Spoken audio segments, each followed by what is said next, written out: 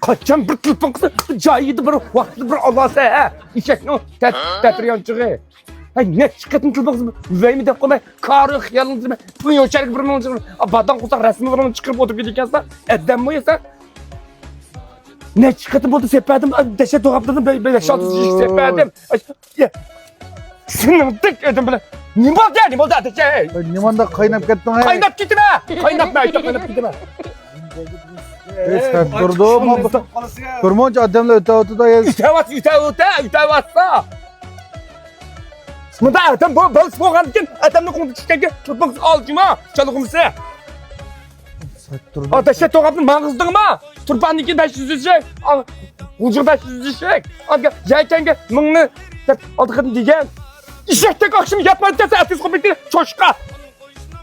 Hey set durdu Setur. Jirip ketken kimde? Tükürüp. Ne oldu yaklan?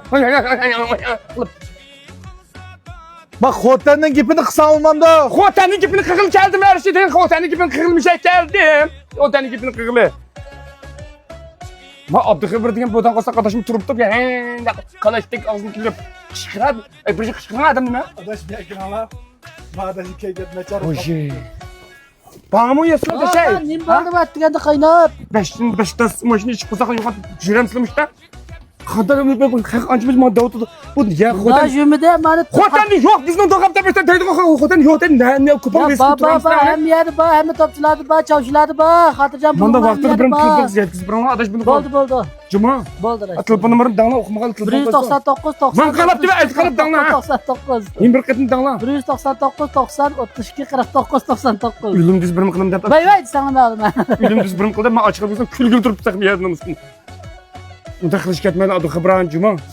Boldu. Çatak yok hatırcam. Hotelni kilmiş adam İstanbul'da. Beşe doğap lazım bolsa. Urup kuyma. Urup mu kuyma?